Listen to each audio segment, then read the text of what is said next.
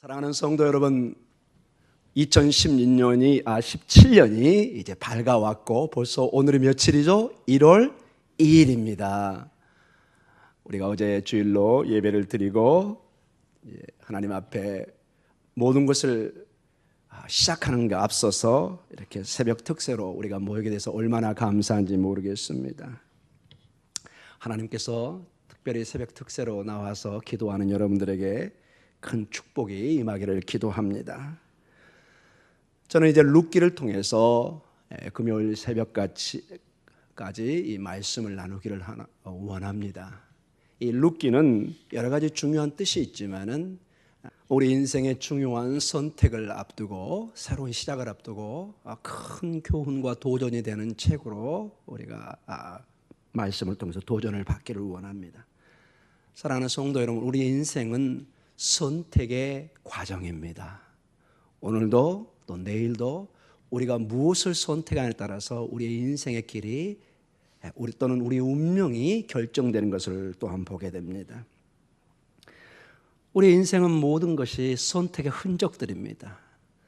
그 흔적의 결과로 우리가 기뻐할 수도 있고 때로는 슬퍼할 수도 있고 이 모든 것이 교차하는 것이 우리의 인생인 것을 보게 됩니다. 2017년은 바라기는 하나님께서 원하시는, 하나님의 말씀에 비춰볼 때 정말 하나님이 기뻐하시는 그러한 선택의 길을 통해서 2017년은 정말 후회 없는 하나님이 축복하는 그러한 인생이 되시기를 주님의 이름으로 축복합니다. 자, 우리가 룻기를 통해서 새 첫 특세를 시작하고 있습니다. 오늘 룻기 1장 1절에 보니까 어떤 시간적 역사적 배경이 나옵니다. 우리 1장 1절 같이 읽어볼까요? 사사들이 치리하던 때에, 자, 여기서 멈춰보겠습니다. 이 룻기의 배경이 바로 그 앞선 성경의 사사시대를 배경하고 있다는 것입니다. 사사시대는 이스라엘 역사에서 가장 어둡고 암울했던 시기입니다. 왜냐? 그들이 하나님의 말씀을 떠난 시대였습니다. 모세 오경을 통해서 특별히 여호수아를 통해서 그들이 좌로나 우로나 치우치지 않고 오직 하나님의 말씀을 붙들고 묵상하며 하나님의 약속의 땅에 정착을 하게 됩니다. 그러나 그 신앙이 이 하나님의 말씀을 놓칠 때 어떤 결과를 초래하는가를 여실히 보여주는 것이 바로 사사기입니다. 아무리 위대한 체험을 하고 하늘이 쪼개지는, 갈라지는, 홍해가 갈라지는 기적을 보지만은 하나님의 말씀을 놓치면은 우리 인생은 끝입니다. 여러분, 그래서 기적이 어떤 우리에게 굉장히 어떤 일어나는 일들이 우리 신앙을 끌고 갈 것 같지만 그렇지 않습니다. 오직 마지막 남아서 우리의 영혼과 신앙을 끌어가는 길은 하나님의 말씀밖에 없습니다. 말씀입니다, 여러분. 기적을 쫓아가는 정말로 우리는 큰일 납니다, 여러분. 수많은 이단들이 기적을 쫓아가 가는 결과의 대부분의 역사가 가르쳐주고 있습니다. 그러나 말씀을 붙들 때, 말씀 앞에 엎드려질 때 그 어떤 인생도 교만하지 않고 하나님의 말씀을 붙들고 하나님의 약속의 말씀을 통해서 우리는 하나님의 절대적인 존재를 알게 되고 내가 절대로 그 자리에 서면 안 된다는 걸 알게 되고 우리의 모든 길을 조심하게 됩니다. 두려워하게 됩니다. 그러나 기적만을 쫓을 때는 한없이 인간의 눈에 보는 것만을 쫓기 때문에 하나님의 말씀은 점점 우리에게 떠나는 것을 보게 됩니다. 모든 것이 영적으로 암흑기와 같은 시절에 이 룻기가 쓰여지고 있습니다. 자, 우리가 이제 룻기를 전체적으로 보면은 이 베들레헴 공동체가 나옵니다. 마치 어둠 속에 등불처럼 빛나는 그러한 공동체입니다. 여기는 계절이 오고 가고 씨를 뿌리고 추수를 맞이하고 사람들이 만나서 서로 사랑을 하고 결혼을 하고 아이를 낳는 모습이 보입니다. 그리고 어떤 문제가 일어났을 때 어떤 부정한 방법으로 싸워서 강탈하는 방법이 아니라 장로들, 즉 그 당시에 지금 같으면 재판과 같은 사람들이 인생의 지혜를 가진 자케인이라고 그럽니다. 이런 사람들이 성문 곁에 와서 정당하게 서로 의견을 묻고 정당한 결정을 내리는 고엘이라는 그러한 법들을 실행하는 것을 보게 됩니다. 그 어두웠던 사사기에 이러한 하나님의 말씀에 순종하는 모세 오경의 법을 두려워하고 적용하는 그런 베들레헴 공동체가 보입니다. 그리고 이 룻기는 여러분 굉장히 중요한 위치에 있습니다. 여러분 룻기가 성경에서 어디에 있죠? 사사기와 어디에 사이죠? 사무엘 상하 그 중간에 딱 들어가 있어요. 즉 이 룻기에 정확한 기능이 나와 있습니다. 이 공동체를 통해서 하나님께서 무언가를 보여주고 준비시키는 것을 보게 됩니다. 그 절망의 순간에 하나님은 구원의 역사를 하고 있다는 것을 이스라엘 백성들이 우리에게 시사해 주고 있습니다. 사랑하는 성도 여러분, 아무리 어둡고 절망의 순간이지만 하나님의 등불은 꺼지지 않는 줄 믿습니다. 하나님께서 길을 인도해 가십니다. 하나님께서 우리를 인도해 가십니다. 한 증거를 보도록 하겠습니다.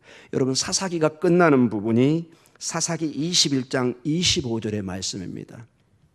여러분 보셔도 되고 그냥 읽어드리겠습니다. 사사기 21장 25절에 그때 이스라엘에 왕이 없으므로 사람이 각기 자기의 소견에 옳은 대로 행하였더라. 이렇게 사사기가 끝납니다. 그런데 이 말씀은 사사기 중간중간에 나옵니다.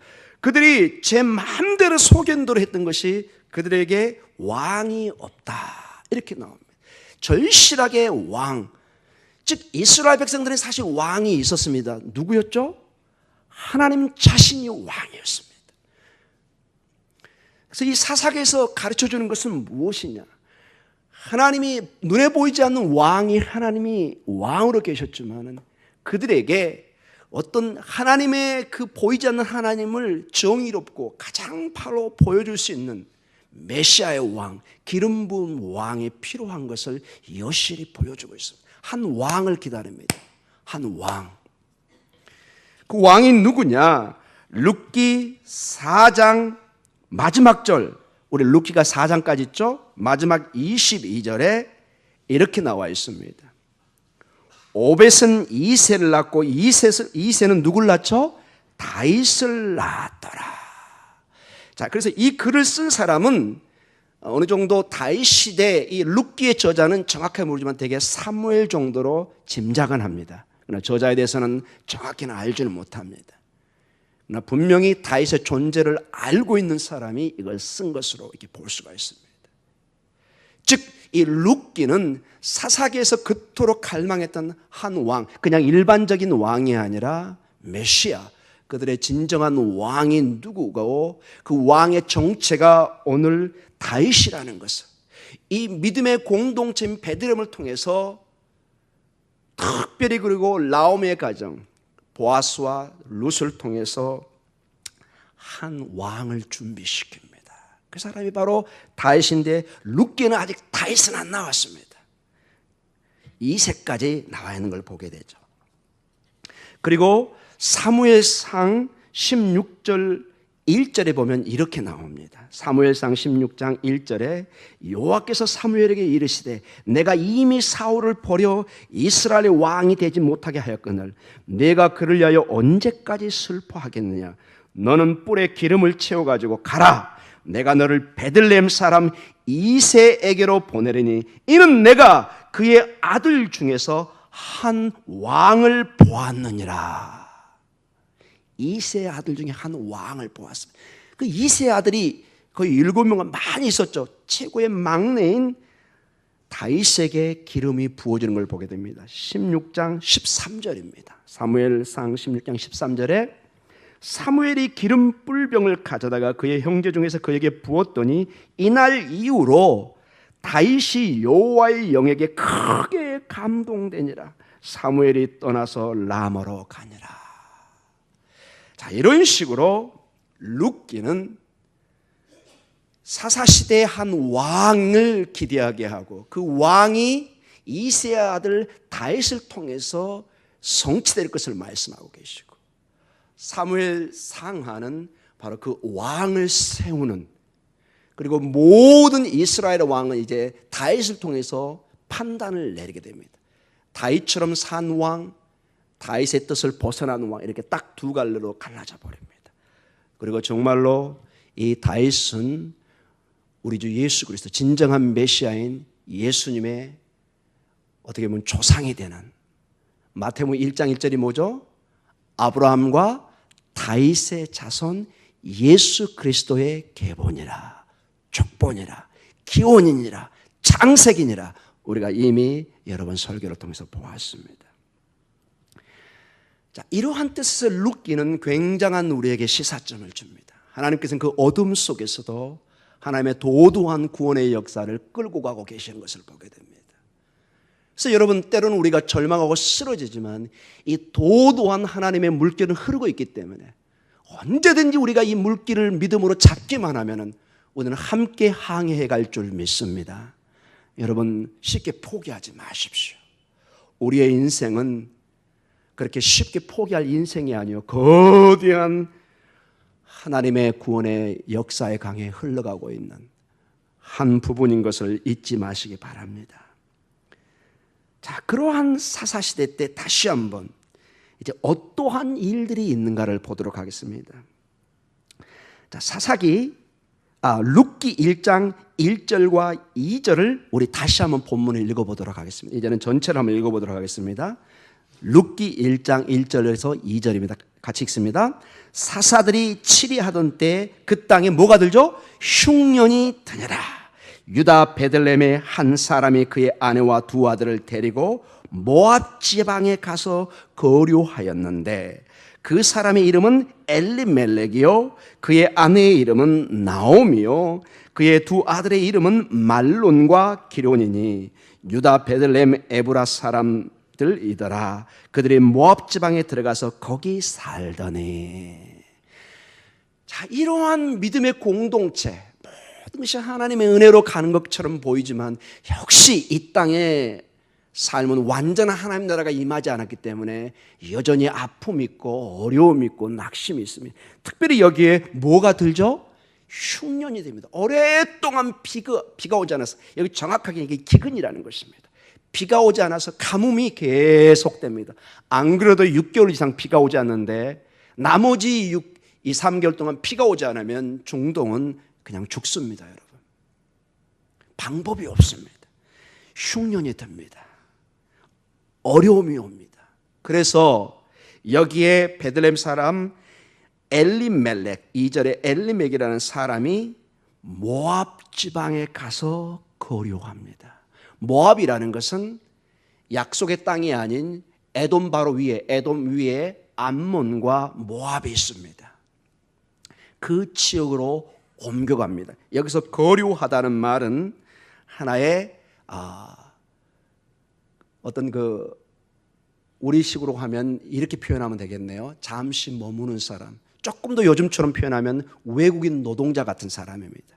정확한 시민권이 없이 큰 어떤 법적인 보호를 받지 못하고 근근히 생계를 꾸려가면서 돈을 좀 모으면은 자기 본국에 보내서 살아가는, 모든 어려움을 이겨내면서 살아가는 그런 모습과 같습니다. 이 거류말에는 라구르라는 단어가 특별히 쓰여졌는데 이게 그 뜻입니다. 시민권이 없이 그저 잠시 살아가는 사람입니다. 모든 걸 희생하고 가서 머뭅니다. 근데 문제는 뭐냐? 그들이 선택한 땅이 어디예요? 모압이라는 것입니다. 모압. 베들레헴에서, 약속의 땅에서 모압 땅으로 떠나갑니다.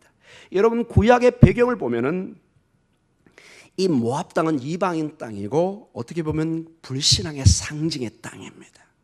특별히 신명기 23장 3절에 보면 이런 말씀이 있습니다. 중요한 신명기 23장 3절에 암몬 사람과 모압 사람은 여호와의 총에 들어오지 못하리니 그들에게 속한 자는 10대뿐만 아니라 영원히 여호와의 총에 들어오지 못하리라. 이 모압은 출애굽 가정에 보면 발람이라는 선자가 거기 모압에서 나왔습니다. 그리고 이스라엘 백성들을 저주해서 죽게 만드는 중요한 역할을 했던 안 좋은 그런 역사를 가지고 있습니다. 그리고 이스라엘 백성들이 출애굽하는 과정에 이 길을 못 가도록 막으면서 이스라엘 백성들을 굉장히 괴롭힘을, 그리고 여기 이 사사기 이때 룻기 당시에는 굉장히 서로 이렇게 싸우는 좋지 않은 관계를 맺고 있었습니다.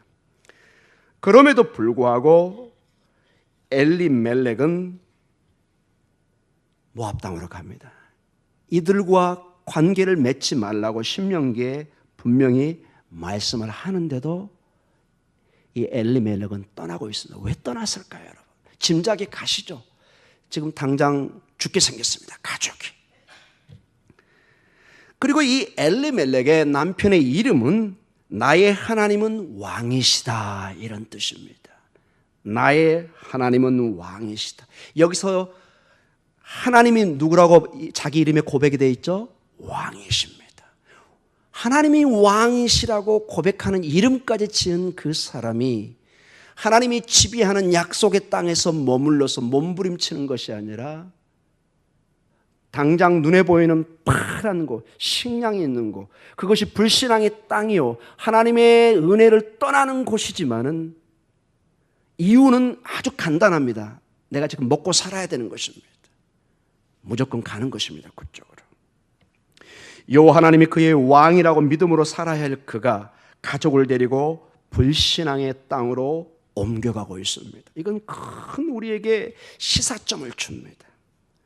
언뜻 보기에 모압 땅에는 먹을 것이 있고 당장 살 것처럼 보여서 좀 심한 얘기로 그저 빵만 보고 옮겨갑니다. 누구도 비난할 수는 없겠죠. 나는 살아야 되겠습니다. 마치 이것은 두 예를 보는 것 같습니다. 구약에 아브라함이 자기의 조카인 누구와 함께 약속의 땅으로 오죠? 이름이 비슷합니다. 룻이 아니라 롯입니다. 마지막에 선택권이 주어집니다. 근데 아브라함은 조카에게 먼저 선택권을 줍니다. 떡 보니까 소돔과 고모라가 보는데 뭐예요? 에덴 동산처럼 보입니다. 물이 촤촤촤촤촤 굉장히 푸릅니다. 여러분 지금 생각하면 겸손하게 조카가 삼촌에게 먼저, 삼촌의 은덕으로 여기까지 왔는데 삼촌이 먼저 선택해야지. 여러분 그거 쉽지 않습니다. 여러분 저한테는 묻지 말라고 했죠. 여러분 저도 롯처럼 선택했을 것입니다. 당장 눈에 보이고 내 가족이 가면은 크게 축복받는 것처럼 보이니까. 그러나 그곳이 바로 소돔과 고모라였습니다. 우리는 너무나 잘 압니다. 여러분 그 자녀들이 모압 족속의 조상이 됩니다. 여러분. 그리고 여러분 누가복음 15장 11절과 32절에 탕자의 비유가 나옵니다. 놀랍게도 여기 모습과 아주 비슷한 게 보입니다. 아버지의 전 재산을 가지고 먼 곳으로 가서, 여기서 먼 곳이라는 것은 하나님의 은혜가 떠난 곳을 상징적으로 의미합니다. 물론 외국인이란 땅도 있겠지만은 허랑방탕하게 살아가는 모습을 보게 됩니다. 믿음으로 매달리지 않고 믿음으로 생각하지 않고 당장의 내 문제에 집착해서 그 땅이 불신앙의 땅인지를 가리지 않고 옮겨가는 모습을 우리는 이렇게 종종 성경에서 보고 도전을 주고 있습니다. 여러분 2017년 여러분의 가정이 어떤 계획을 가지고 계십니까?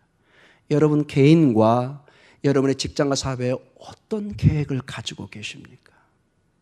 사랑하는 성도 여러분, 하나님의 말씀이 기준이 되기를 기도합니다. 여러분 엎드리셔야 됩니다. 쉽게 결정하면 특히 우리 가장들, 어머니, 아버지들, 온 집안의 운명이 달려 있습니다. 여러분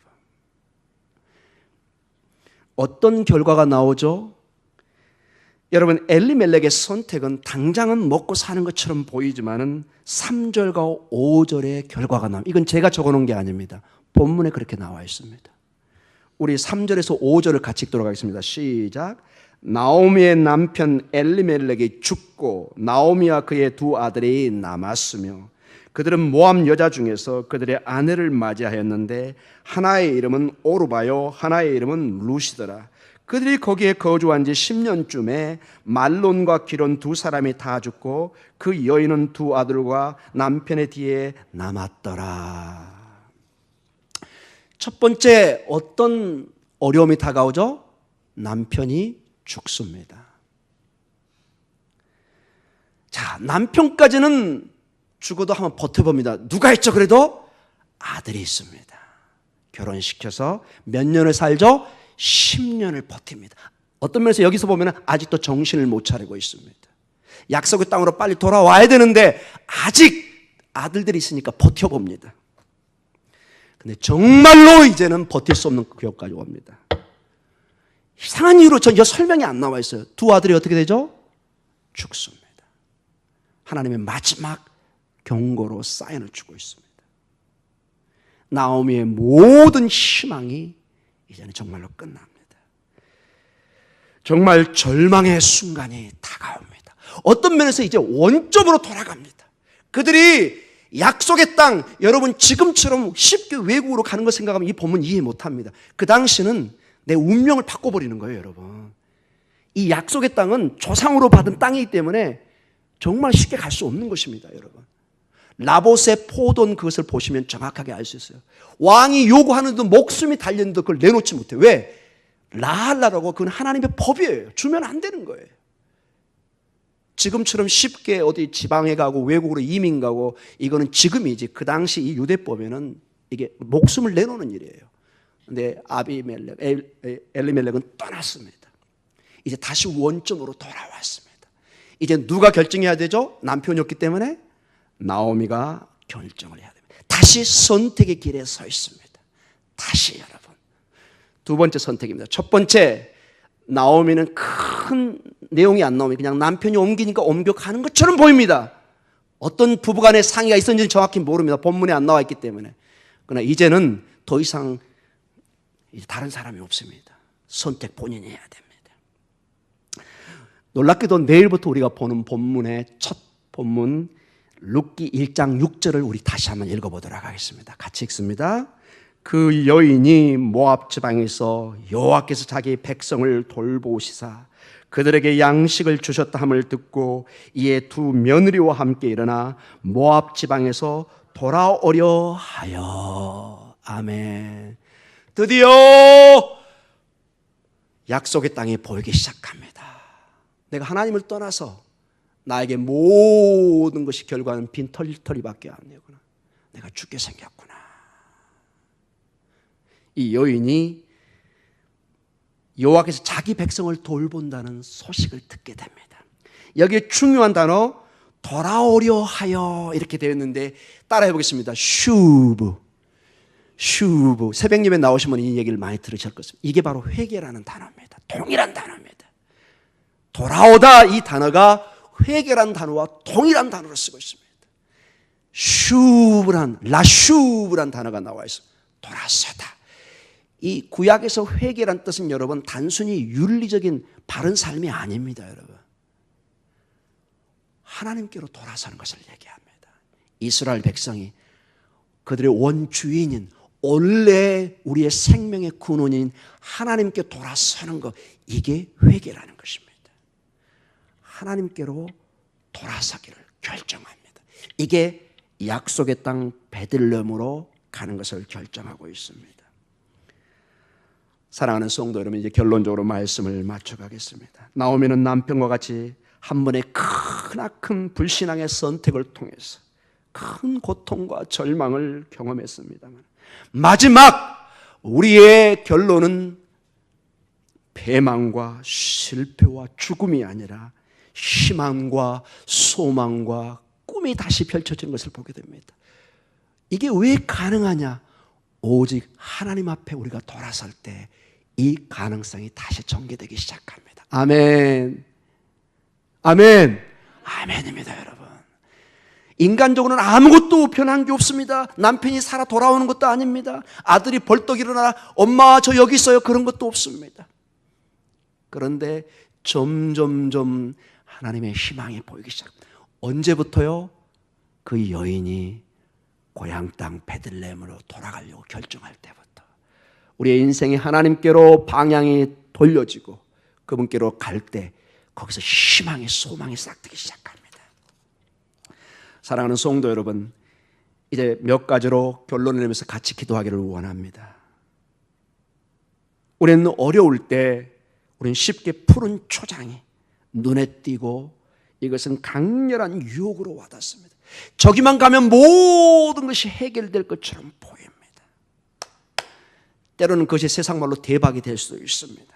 그러나 그 선택이 전혀 하나님 앞에 고민하지 않는 신앙과는 별개의 문제라면 여러분 다시 한번 생각해 보십시오.